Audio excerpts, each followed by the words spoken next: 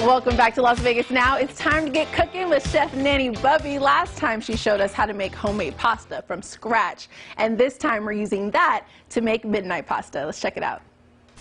Hi everyone, welcome back to Nanny Bubby's Kitchen on this Friday. As always, we give gratitude to Chapman Automotive for always sponsoring our segments and Melissa's Produce for providing all of our produce for all of our segments. So when last we saw you, we were showing you how to make homemade pasta and just how easy it is.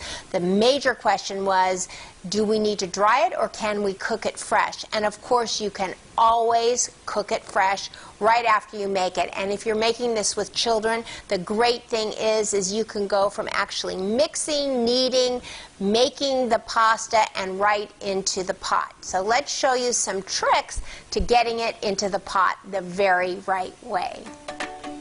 So we filled a stock pot nearly full, about 4 or 5 quarts, with water, put a little bit of olive oil into the pot, and we have brought it to a very rapid boil.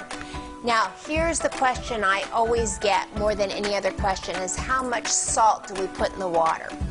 Here's the answer to that age-old question. You want to put enough salt in the water that it begins to taste like you are in the Mediterranean Sea. It's supposed to taste like ocean water, seawater. So from that, I just pile it in. 2, 3, that's about a tablespoon and a half. So while the pasta is cooking, it's 4 or 5 minutes, I'm going to show you how quick and easy it is to make what is called midnight pasta.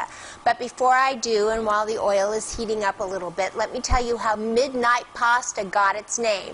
The folklore story is that this pasta is so easy to make and so quick that when chefs all over the world got off work and they got home and they were tired, they would make this pasta for themselves because it's so easy. So as this is heating up, let me tell you that we start with a lot of garlic. So the original midnight pasta recipe starts with about 9 to 11 cloves of garlic. But this is my thought. If you're eating pasta at 11 o'clock or 12 o'clock at night, you don't want a lot of garlic.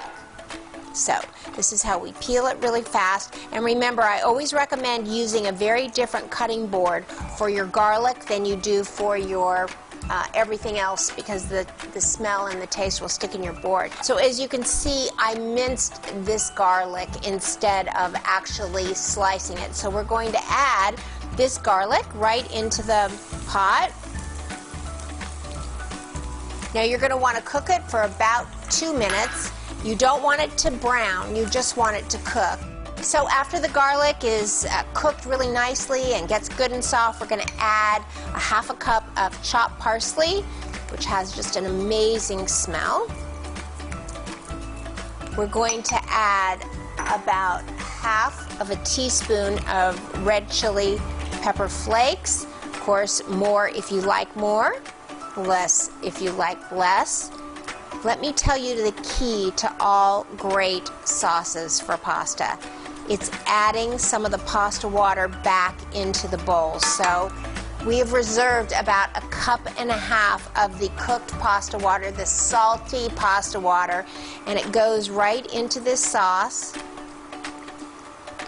We're going to bring it up to a higher temperature, bring it up to a boil. And so now, as it begins to heat up, we are going to add our pasta, which we have drained.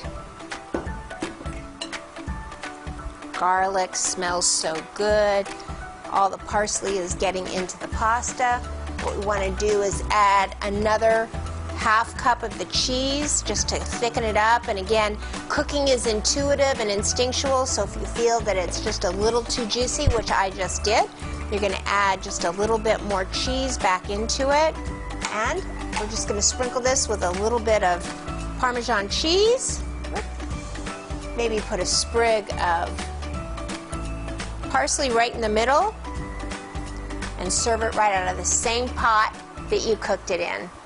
That's it. Midnight pasta made with the fresh pasta that we made just 2 weeks ago. Of course, it didn't hang out for 2 weeks. We cooked it right afterwards.